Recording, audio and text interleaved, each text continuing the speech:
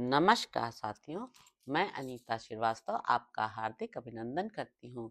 महर्षि वेदव्यास द्वारा रचित महाभारत के 83वें अध्याय में आज का प्रसंग है देवयानी और शर्मिष्ठा का संवाद। ययाति से शर्मिष्ठा के पुत्र होने की बात जानकर देवयानी का रूठकर पिता के पास जाना, शुक्राचार्य का ययाति को बूढ़े होने का शाप देना। वैशंपायन जी कहते हैं, जन्मेजय, पवित्र मुस्कान वाली देवयानी ने जब सुना कि शर्मिष्ठा के पुत्र हुआ है, तब वह दुख से पीड़ित हो शर्मिष्ठा के व्यवहार को लेकर बड़ी चिंता करने लगी। वह शर्मिष्ठा के पास गई और इस प्रकार बोली। देवयानी ने कहा, सुंदर भावों वाली शर्मिष्ठे, तुमने कामलोलुप होकर यह कैसा पाप कर डाला? शर्मिष्ठा बोली, सखी, कोई धर्मात्मा ऋषि आए थे जो वेदों के पारंगत विद्वान थे। मैंने उन वरदायक ऋषि से धर्मानुसार काम की याचना की। सुचि स्मिते, मैं न्याय विरुद्ध काम का आचरण नहीं करती। उन ऋषि से ही मुझे संतान पैदा हुई है, यह तुमसे सत्य कहती हूँ। देवयानी ने कहा, भीरु, यदि ऐसी बात है तो बहुत अच्छा हुआ। क्या उन द्विज के गोत्र, नाम और कुल का कुछ परिचय मिला है? मैं उनको जानना चाहती हूँ। शर्मिष्ठा बोली, शुचि स्मिते, वे अपने तप और तेज से सूर्य की भांति प्रकाशित हो रहे थे। उन्हें देखकर मुझे कुछ पूछने का साहस ही नहीं हुआ। देवयानी ने कहा, शर्मिष्ठे, यदि ऐसी बात है, यदि तुमने ज्येष्ठ और श्रेष्ठ द्विज से संतान प्राप्त की है, तो तुम्हारे ऊपर मेरा क्रोध नहीं रहा। वैशंपायन जी कहते हैं, जन्मेजय, वे दोनों आपस में इस प्रकार बातें करके हंस पड़ी। देवयानी को प्रतीत हुआ कि शर्मिष्ठा ठीक कहती है, अतः वह चुपचाप महल में चली गई। राजा ययाति ने देवयानी के गर्भ से दो पुत्र उत्पन्न किए, जिनके नाम थे यदु और तुर्वसु। वे दोनों दूसरे इंद्र और विष्णु की भांति प्रतीत होते थे। उन्हीं राजर्षि से विषपर्वा की पुत्री शर्मिष्ठा ने तीन पुत्रों को जन्म दिया, जिनके नाम थे दुह्यु, अनु और पुरु। राजन, तदंतर किसी समय पवित्र मुस्कान वाली देवयानी ययाति के साथ एकांत वन में गई।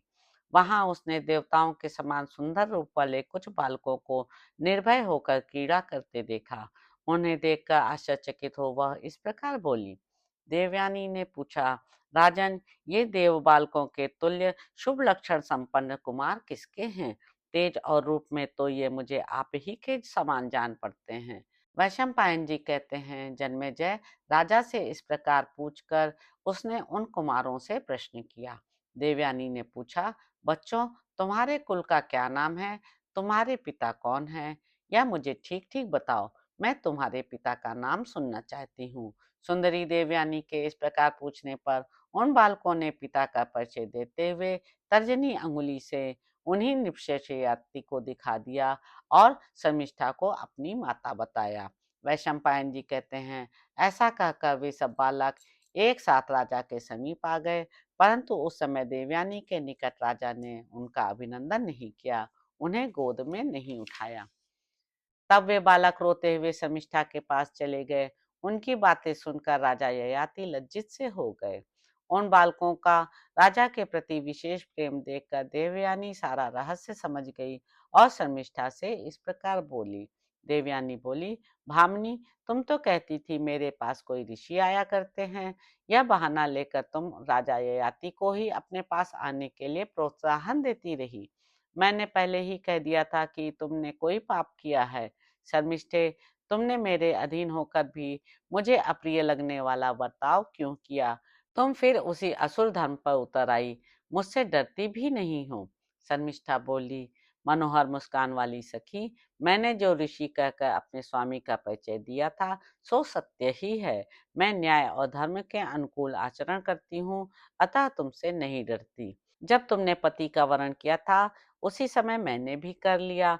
शोभने, जो सखी का स्वामी होता है, वही उसके अधीन रहने वाली अन्य अविवाहिता सखियों का भी धर्मतः पति होता है।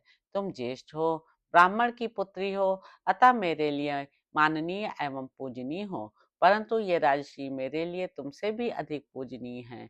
क्या यह बात तुम नहीं जानती?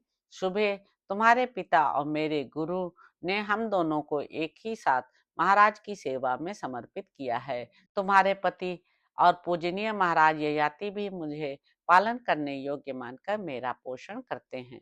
वैशंपायन जी कहते हैं, शर्मिष्ठा का यह वचन सुनकर देवयानी ने कहा, राजन, अब मैं यहाँ नहीं रहूंगी।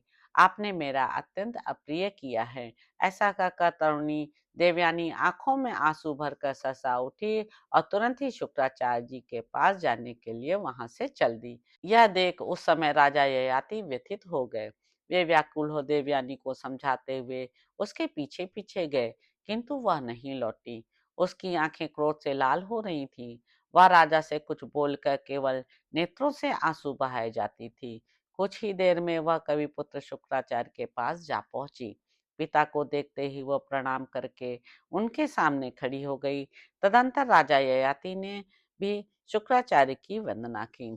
देवयानी ने कहा, पिताजी, अधर्म ने धर्म को जीत लिया, नीच की उन्नति हुई और उच्च की अवनति।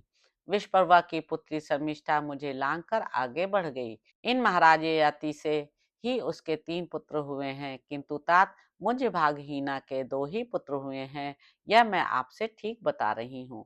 भृगुश्रेष्ठ, ये महाराज धर्मज्ञ के रूप में प्रसिद्ध हैं, किंतु उन्होंने ही मर्यादा का उल्लंघन किया है। कविनंदन, यह आपसे यथार्थ कह रही हूँ।